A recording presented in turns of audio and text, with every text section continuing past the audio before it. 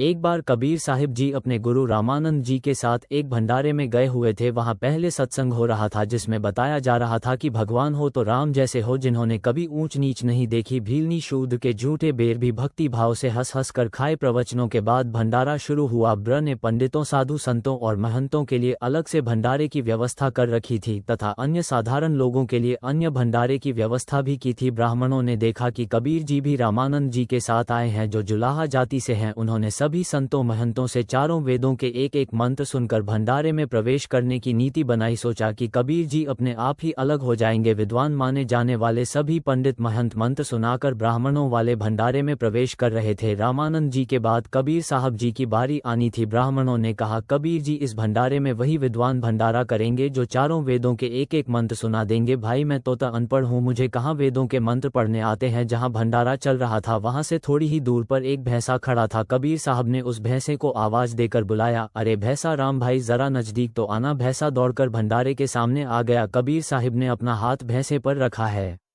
और कहा कि भैंसा राम इन्हें वेदों के मंत्र सुनाओ। भाई भैंसे ने चारों वेदों से एक एक मंत्र सुना दिए। ऋषि मनाया, ऋषिक कृत सव्रत तित पदवी कवि नाम तृतीय धाम महेश शेषा संत सोम विराजमान राजित। अर्थात कबीर देव शिशु रूप धारण कर लेता है, लीला करता हुआ बड़ा होता है, कविताओं द्वारा तत्व ज्ञान वर्णन करने के कारण कवि की पदवी प्राप्त करता है, अर्थात उसे ऋषि संत व कवि कहने लग जाते हैं। वास्तव में वह पूर्ण परमेश्वर शरीर में आकार में गुंबद में सिंहासन पर विराजमान है और वह कोई और नहीं बल्कि मेरे पास जो खड़े हैं यही वह पूर्ण परमेश्वर है। सभी ब्राह्मण अचंभित रह गए। कबीर साहिब ने कहा, लो भाई भैंसा राम ने मंत्र सुना दिए, भैंसा राम जाओ और विद्वानों के साथ बैठकर भंडारा करो, मैं तो साधारण लोगों के साथ ही भंडारा कर लूंगा। ये लीला देखकर उपस्थित पंडित शर्म से पानी पानी हो गए और क्षमा मांगी। परमेश्वर कबीर जी ने कहा, हे विद्वानों, आप अपने सत्संग में क्या प्रवचन कर रहे थे कि श्री रामचंद्र जी ने सबरी के झूठे वेर बड़ी रुचि खाए थे, तनिक भी भेदभाव नहीं किया, और स्वयं आप लोग भेदभाव कर रहे हो। करनी तच कथनी कत अज्ञानी दिन रात पुकर जो भगत फिरे सुनी ई बात। सर्व विद्वान व परमात्मा चाहने वाले ब्राह्मणों ने कबीर परमेश्वर जी से दीक्षा ली। इस प्रकार परमेश्वर कबीर जी ने अपने प्रिय आत्माओं को काल के जाल से